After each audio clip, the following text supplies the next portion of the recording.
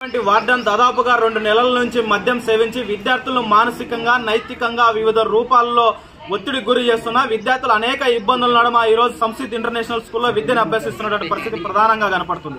ఈ అంశంపై అనేక మార్లు తల్లిదండ్రులు గాని విద్యార్థి సంఘ నాయకులు గాని మీడియా సంబంధించిన అనేక రూపాల్లో ప్రచారం జరిగినా గతంలో ఉన్నటువంటి ఎవరైతే ఇక్కడున్నటువంటి డిఈఓ గారు నాగరాజు గారికి అనేక రూపాల్లో సమాచారం ఇచ్చినా ఆయన ఆ సమస్య మీద చూసి చూడనట్టుగానే వివరించేటువంటి పరిస్థితి.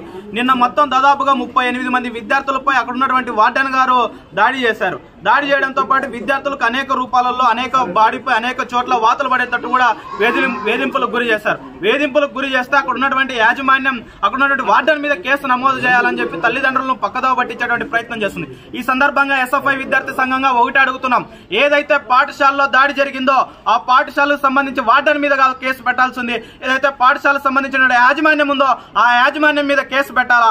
దాంతో పాటు ఏదైతే అక్కడ ఉన్నటువంటి గర్ల్స్ కానీ సంబంధించినటువంటి విద్యార్థినులకు ఆ తర్వాత అబ్బాయిలకు సంబంధించి ఒకే క్యాంపస్ లోనే ఒకే బిల్డింగ్ లోనే ఇద్దరిని కలిపి హాస్టల్ నిర్వహించేటువంటి పరిస్థితి. ఈ రోజు హాస్టల్కు అనుమతులు లేకోకున్నట్టుగా వాళ్ళు ఇష్టానుసారం కొద్ది హాస్టల్స్ ఏర్పాటు చేసి ఇష్టానుసారం కొద్ది డబ్బులు వసూలు చేసుకునేటువంటి ప్రయత్నం సంసిద్ ఇంటర్నేషనల్ స్కూల్లో ఈ రోజు ప్రధానంగా జరుగుతుంది.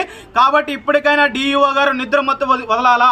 నిన్న తీసుకున్నటువంటి రిపోర్టు ఈ రిపోర్టు నిన్న మాత్రం తీసుకున్నటువంటి రిపోర్టు కాదు, గతంలో ఇలాంటి పాఠశాలపై సంబంధించినటువంటి రఘు ఇంటర్నేషనల్ స్కూల్ కానీ తర్వాత గతంలో అనేక స్కూల్స్ లో ఇలాంటి సమస్యలు వచ్చినా ఆ సమస్యల మీద మేము అనేక సార్లు డిఈఓ గారు చెప్తే డిప్యూటీ డిఈఓ గారికి సమాచారం అందజేస్తారు, ఆయన రిపోర్ట్ తీసుకొస్తారు, డిఈఓ గారికి ఇస్తారు. నేను చర్యలు తీసుకుంటానని చెప్పి ఓ 4-5 రోజుల తర్వాత సమస్య చల్లబడిన తర్వాత వాళ్ళతో ఏం మాట్లాడుకుంటాడో తెలియదు కానీ ఆ పాఠశాల మీద ఏమాత్రం చర్యలు తీసుకునేటువంటి ప్రయత్నం కనపడదు. కాబట్టి డిఈఓ నాగరాజు గారికి మేము ఒకటే చెప్తున్నాం, నువ్వు సంసిద్ ఇంటర్నేషనల్ స్కూల్ పై వెంటనే చర్యలు తీసుకోవాలా, ఆ పాఠశాలను సీజ్ చేయాలా.